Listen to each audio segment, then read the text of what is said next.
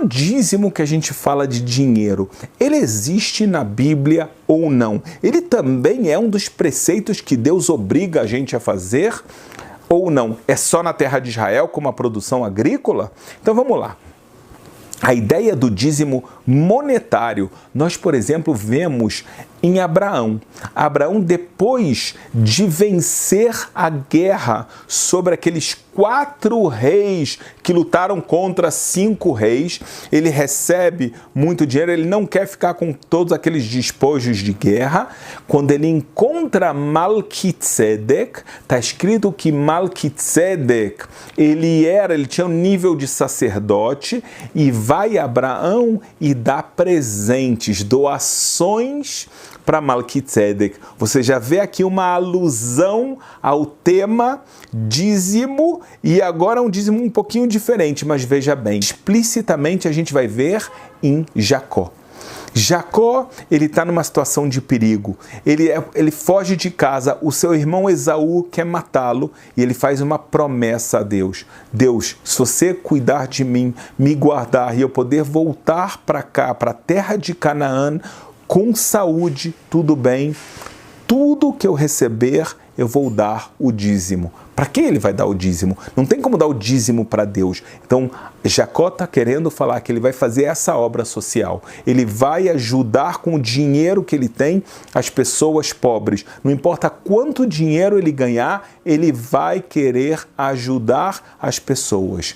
Muito bem. Então, aqui a gente está vendo uma fonte bíblica muito antiga do dízimo monetário. Porém, saiba de algo, o dízimo monetário é diferente do agrícola. Eu vou te falar em 2 sentidos.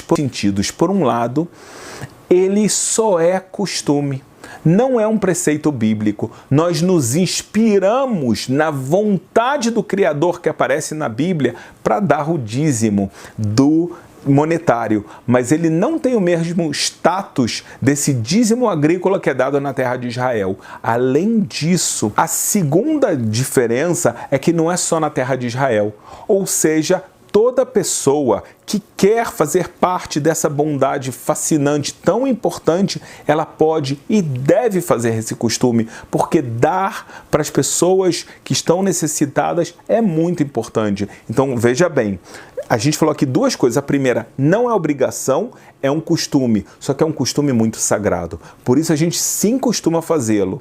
A segunda coisa que a gente está falando é que ele é válido, esse costume, em todas as partes do mundo. E não só para quem tem campo, não só para quem tem produção agrícola. Ou seja, uma pessoa recebe um salário, uma pessoa faz um investimento e ela ganha dinheiro bem com esse investimento. Qual uma forma até de agradecer a Deus? Ele pega e ele faz a conta certinho do lucro líquido que ele vai ter. Vou te explicar. Imagina só uma pessoa que o salário dela são 11 mil reais, o que isso é generoso, tá? 11 mil reais. R$1.000 foi para o imposto de renda. Quanto sobrou para ele? 10 mil reais. Então, o salário líquido dessa pessoa, eu sei que ele tem que pagar a conta de luz, pagar a escola dos filhos, etc. Mas o salário que chega na conta dele são 10 mil reais. Sobre esses 10 mil reais, a pessoa que quer cumprir esse costume, ela vai pegar R$1.000, o dízimo, exatamente 10%, e ele vai distribuir. Ele vai distribuir para causas, para pessoas necessitadas, com fome, para causas de pessoas que estão enfermas.